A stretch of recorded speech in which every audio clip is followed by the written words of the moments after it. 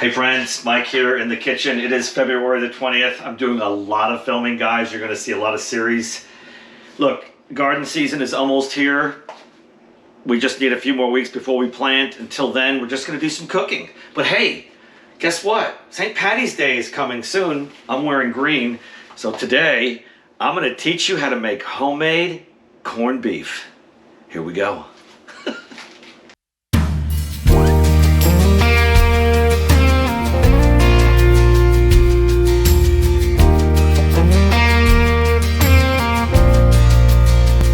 Guys, we have our brisket over here. We got this local. We have a friend that we know from the farmer's market. We can get, what are you doing, Bonesy? He's always got to come in the kitchen. We get lamb, and then we do get some brisket and some local beef. Guys, this is a 6.7 pound brisket, and I'll bring you in closer. We got it for $4.99 a pound, $30 and change. You can't get that at the grocery store. And I'm not raising cattle. We're just a small urban homestead. I don't want to deal with that. But if you have connections, if you have friends, support your local ranchers and farmers if you're not doing it. We have friends that have 100 chickens. Every 2 or 3 weeks, we'll go out and visit them. I'll make them homemade hot sauce, piercing hot, ketchups, mustards. We trade. They don't like to garden. We garden. We trade produce and canned stuff for fresh eggs and sometimes chicken meat. But let me bring you back down here and we'll show you how this brisket looks. It's beautiful. 6.7, almost 7 pounds. And we're going to take this whole thing and we're going to make corned beef.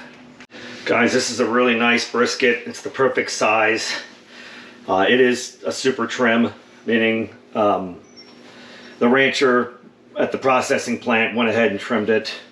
So this is the meat side. We don't really need to do anything about that. There's a little silver on there, but I'm not worried about that. So there's 2 parts to a brisket. This is the lean part and this is the decal. Okay, that's the fat part. And the decal is going to have a lot of that fat. We are going to trim a lot of this, and I'll keep that fat and I'll render it down and I'll use it for cooking or barbecue or something like that. But we do want to trim this up. We want more meat to hit the cure. Now for the corned beef, we're going to be doing a liquid corn cure. All right, let's talk about the history of corned beef. And I kind of touched on it in a couple of other older videos. You know, back in the days when butchers didn't have refrigeration, they either salted the meat or cured it. This obviously was going on years and years ago in Europe. England, Ireland, a lot of the beef is cured, it's corned. Why do they call it corned beef? Simply put, the rock salt looked like kernels of corn. Corned beef, okay? So the butcher would obviously harvest the animal, they'd cut it up, and the people would come and buy it. Maybe 2 or 3 days, depending on the season and the climate and everything. You could keep it for 2 or 3 days. But once the days started going on, they had to do something with it. Either they smoked it or they corned it. And what they would do is they'd get a pot like this and they would make their brine. Now, we just did a series on the grapefruit cured salmon. That's a dry cure. That's a dry brine. Okay, this is a liquid. We're going to take water, salt, sugar, and the array of many spices that we have over here. Now, I'm not going to go through in detail with you for the video because we want to keep it simple. The recipe, the detailed recipe instructions will be down in the comments. Follow the recipe. It works every time. Another thing too, you don't have to use curing salt, guys. I'm not using curing salt. I don't care if the corned beef is like pink in color. I don't care. It's going to be kind of brown and it's fine, or gray. Still is corned beef. It tastes like corned beef. It's corned beef. You can use curing salt if you want that bright, vivid pink color. It doesn't matter. So we'll have the recipe. I'm going to trim up the brisket. So, like I said, back in the days, the butchers didn't have refrigeration. They took big old vats, put salt and sugar and spices, and they soaked it for 3, 4, 6 days. Now we are gonna brine, we're gonna corn the corned beef in refrigeration because we're not we're not gonna take a chance, okay? So we're gonna make the brine, trim the brisket, put all the spices in here, cook it, cool down the brine with ice, and then we're gonna probably cut this brisket in half because I'm gonna do 2 styles of corned beef. The first one is your classic, which you simmer after it's corned, cured. You're gonna take it and simmer it in flavored water with cabbage and dill and really nice, simple. And then we're gonna do a different method, which one of my good friends, my best friend, which you've seen in a couple of videos, him, making fun of us. You know who you are, James. But he does a firehouse corned beef, and I think the history comes from firefighters in Chicago. Basically, it's baked with a bourbon glaze. So we're gonna do 2 of those, and I'll show you how we do both of them. So let's go down here and let's trim this brisket. All right, guys, we're gonna flip this over. I want to turn it this way so I can grab my knife. And yes, you've got a good view. So I'm gonna trim a lot of that fat. We don't want to hit the muscle too much. We want to make sure we do a good job. But this corner right here, we'll use that fat. We'll render it down for cooking or doing whatever. Actually, when we make our own lard, our own pork fat, we will get the pork fat. Beef fat is good, and I'll use this. I'll put it in half-pint jars, and we'll refrigerate it, and I'll use it for cooking barbecue and just having a good fat. But I want to get a lot of this off, guys. I want the brine to touch the meat, not the fat. Oops. Okay, let's keep trimming on this end.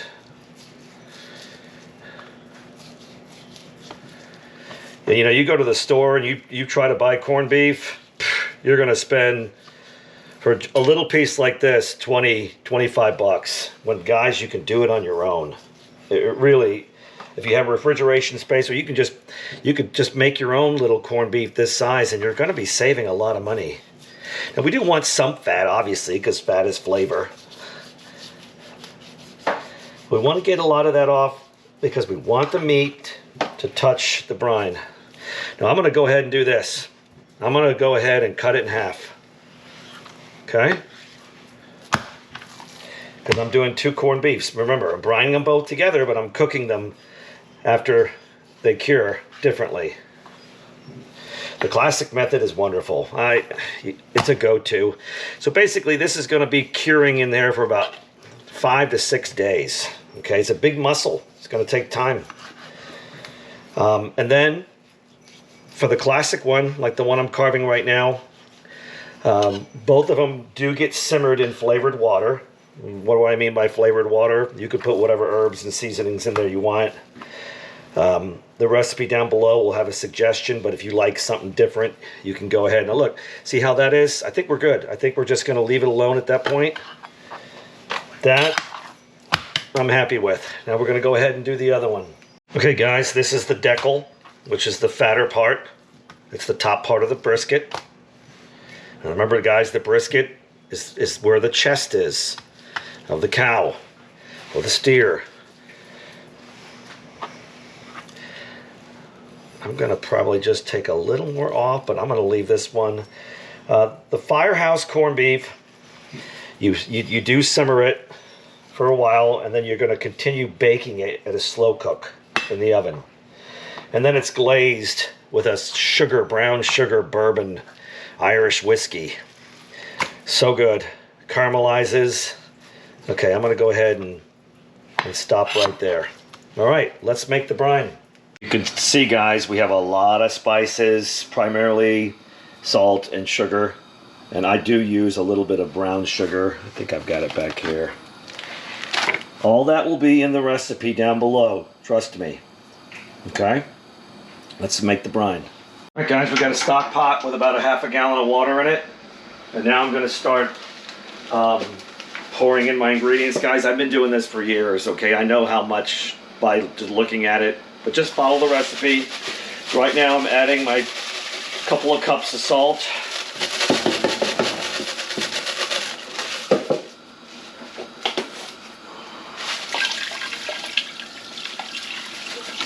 Okay, I'm going to be adding my sugars. We're going to do a cup of brown sugar. And the reason why you want to heat this is because you want to make sure everything is melted and incorporated. Okay? And then I'm going to do our organic white sugar. Again, in your brine, you're going to see that there's going to be more sugar than salt. You don't want the meat to be over salted. So 60-40 is pretty much the ratio. And now we're going to go ahead and add our spices. Garlic powder. I do all bulk spices, guys. We just did a video. Actually, we're going to release the video today. We went onion powder. We went to our Indian market where we get all of our bulk spices. Cumin. Black pepper. Again, if you follow the recipe, just make sure that the salt, black pepper, just make sure that you follow the sugar to salt content, and then you can deviate and do whatever spices you like. Coriander. You can customize it to your taste. Fennel seed. Just a little bit of that's pretty powerful. We've got mulling spice, juniper, it's got some bay leaves in there, mustard seeds, celery seed. I have to order this special online. I can't even get this at the Indian market. This is delicious. Look at how beautiful that is. And it's just got a beautiful celery flavor. And of course, dill seed. So we're gonna let this go. Oh. Real quick, I make a blended salt, Italian Tuscan herb salt. I like to put a little bit of touch of that in there. I use that for, cooking pastas or whatnot. But I'm going to clean up these spices. We're going to mix this up, and I'm going to show you what we do next. Don't forget, guys, to put a dash of Miss Lippy's Swamp Mix. Got to do it. Yeah. All right, guys, we want to mix this brine. Get it hot, get all those flavors incorporated and mixed. Probably for about 10 minutes until it comes to a simmer. And then we'll shut it off, and then we'll put about, I don't know, 5-6 cups of ice, cool it down, and then we'll put our meat in there. All right, guys, now we add some ice. Get it to cool down. Wait about 15 minutes. I'll take the temperature, make sure it's cool. And then we're gonna pop the brisket inside the brine, and then we're gonna put it in the fridge, and we'll say goodbye for about 6 days. So today's Monday, we'll do Tuesday, Wednesday, Thursday, Friday, and we'll check on it Saturday. Okay, guys, the brine is nice and cool. Go ahead and drop your trimmed brisket right in the brine.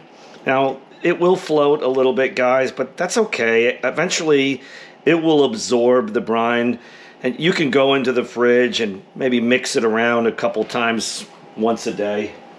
All right, we're gonna pop it in the fridge. We'll see you later. Okay, we'll be back. Let's see, Tuesday, Wednesday, Thursday, Friday, Saturday, or Sunday.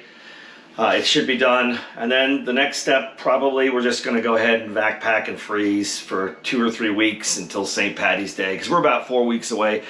But we'll take you through all the steps and all up until the day that we cook for St. Patty's Day. We'll see you then. Hey guys, Saturday the 25th. It's been 6 days. I've been just kind of cleaning up the kitchen and doing stuff. Miss Rochelle, she had to work a little bit extra. But we're gonna pull out the corned beef, and now St. Patty's Day is not for another 3 weeks. So we're just gonna pull it out, clean it up, put it in a container and pop it in the freezer.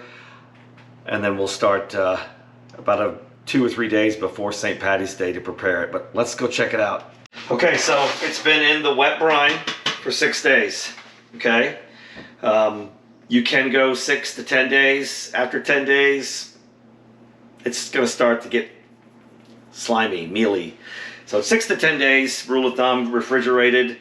If it's not refrigerated, which I don't recommend, but you can technically do that. That's how they used to do it back in the days. You do take a risk of, you know, getting rotten meat.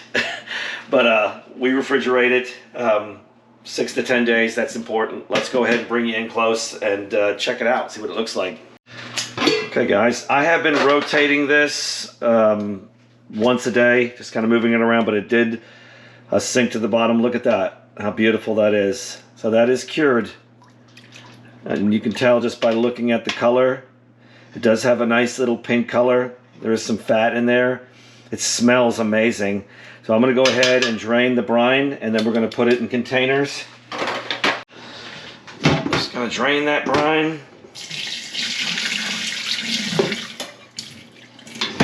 Let me scoot this over a little bit here. There we go.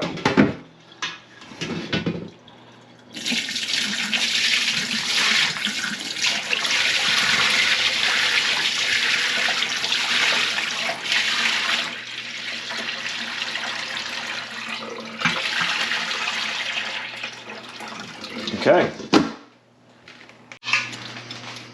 That looks great. Really good color. Nice fat. Now we're going to cook this 2 ways. So I'm going to put these in separate containers. We're going to do a classic one. And you'll see in the next video here in a couple of weeks. And then we're going to do the firehouse corned beef. All right, guys, these look really nice. Of course, we have the fatter side, or the thicker side, called the deckle, and then we have the thinner side, the trim side. We did trim it pretty good. It looks amazing. It smells really good. It's got a nice little pink hue to it, naturally. But we're going to go ahead and cover these up. We're going to freeze them, and then here in a couple of weeks, about a day or two before St. Patrick's Day, we're going to continue this video. We're going to cook them up 2 ways, and you're going to love it.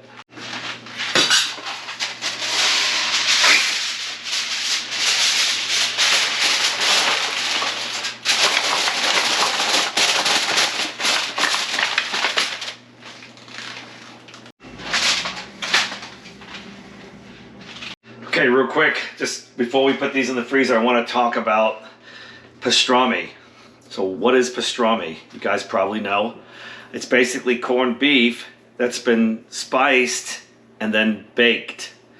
So I could do I could put a recipe down below, taking it to the next level. So brisket, corned beef, pastrami. Okay, so I could take this corned beef right here, and there's a seasoned mix that you can make. A lot of pepper, a lot of coriander, just spices, a lot of good dry, bold spices. Coat the whole muscle, bake it low and slow until it's cooked through, and then that's what you have is pastrami, which is a very bold beef flavor with corned beef. So you could take it to the next level, make pastrami. I'll put a recipe for that if you want to do that. But here in a couple of weeks, we'll be back. It's going to be fun. We're going to do a classic corned beef and cabbage, and then we're going to do a firehouse corned beef, which is basically a bourbon, brown sugar, maple glaze, and you slow cook it. It's going to be fabulous. All right, guys. Can't wait to get this series done. Can't wait to eat this. We'll see you here in a couple of weeks. Hey guys, Mike here. It's been about 6-7 weeks. We made our homemade corned beef. It is now Saturday, the day after St. Patrick's Day. We're at our really good friend's house, James and Denise. James is going to show you guys a different kind of recipe for corned beef. It's called the firehouse corned beef. Hey guys, we got James, my best friend, and John here. And James is going to tell you a little bit about the firehouse corned beef. All right, so this is the recipe that was given to me by my dad. We are from Chicago, and many years ago he got this recipe from a firehouse. That's why it's called the firehouse corned beef.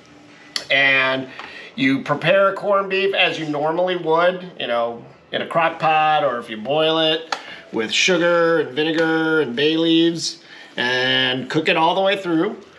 And then when it's done, for an additional hour, you throw it in an oven at 325, and every 20 minutes you brush on this mixture of brown sugar, butter, and whiskey. Any whiskey of your choice will do. You want to use Irish whiskey though, right? Well, I'm using Jameson's. The recipe actually calls for Bushmills, but I don't know that it makes a huge difference. And so this is after the first, so this is the second coat. The first coat went on 20 minutes in the oven at 325, pull it out, put your second coat on. This is what the mixture looks like, you know. I promise you guys, I will put the recipe in the comments below. You know, I'm not very good at doing that, but we will. Right? Okay, yeah. I will.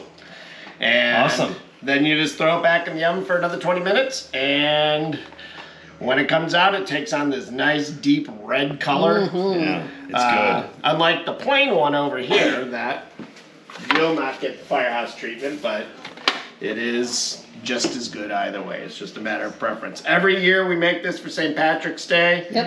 We're here every year too. Every year.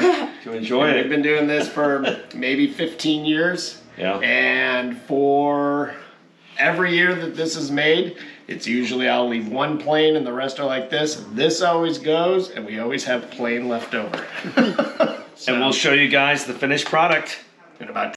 So this is homemade Irish soda bread. This was a recipe given to us. Actually, it wasn't given to me. I found it in my mother's old cookbook, and it is from an Irish neighbor that we had behind us in Chicago. This is a sweeter soda bread, whereas your normal soda breads don't have sugar in it, or at least the soda bread I make, which is this one.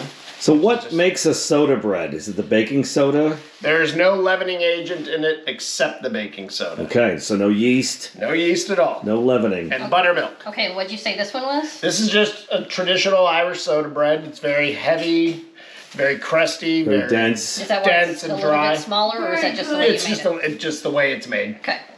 Whereas this one is Mrs. Fergus's soda bread, and this is without raisins. And then we have this has raisins, golden raisins, and currants in it.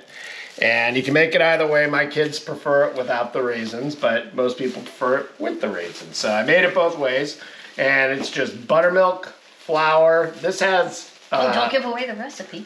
Well, I'll We will post the recipe. not this one. You Not won't. this one. We won't. That's a secret, but we'll post a basic soda bread recipe. Yeah, I've got a recipe you can post, and this is the one that, you know, people really like this one, but it's very, you know, it's a dry, soda breads are traditionally very dry. It's probably going to crumble a little bit, And it right? crumbles. Well, it's going to sop up the juices from the corned beef and the cabbage. Absolutely, absolutely. All And right. it tastes great with some Kerrygold butter, which we have right here. Oh, you got to have Kerrygold. Kerrygold Irish butter.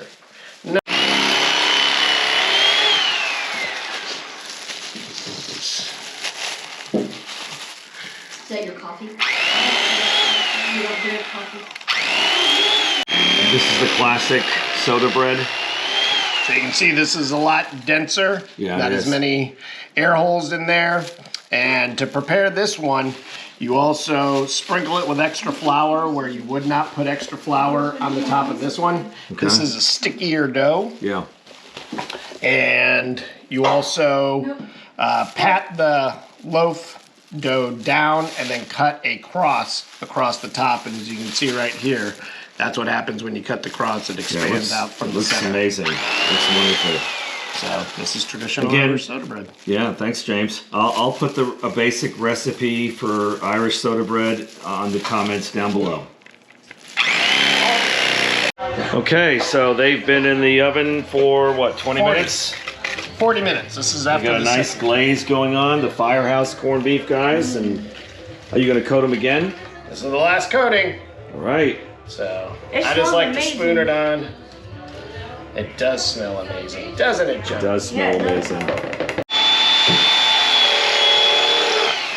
With as much sugar as there is in this, you would so think it would good. be super sweet. It's not. It's not, it's savory. You can taste a little bit of the whiskey. Definitely the corned beef. Okay, Rochelle. There's a little bit of fat on the end. Firehouse corned beef. Tell us what you think. That's good, huh? The Irishman. Yeah. Hey guys, hope you enjoyed that. We had a great time with our friends, James, Denise, their whole family. I just want to show you really quickly what you do before you bake the Firehouse corned beef, and I'll show you what we do. Okay guys, so right here we have the corned beef. Now after we cured it, we went ahead and froze it because we knew it was going to be a few weeks. But what I've got here is a stock pot with water, peppercorns, celery seed, dill seed, fennel seed, caraway seed, cumin, and coriander, and a little bit of salt, about a tablespoon. What you're going to do is you're going to take your corned beef, you're going to submerge it, you're going to put a lid on it, and you're going to simmer it nice and slow for about 3 hours until it's tender. At that point, you take it out, and you can either continue to cook it with some cabbage, maybe some fresh dill, or you can do the Firehouse method that James showed you how. And we're probably going to do one of each of that. I hope you guys enjoyed that series. It was really fun to show you guys how to make your own corned beef. Again, I'll put the recipes down below. Hopefully you guys had a fun and happy St. Patrick's Day. See you next time. God bless.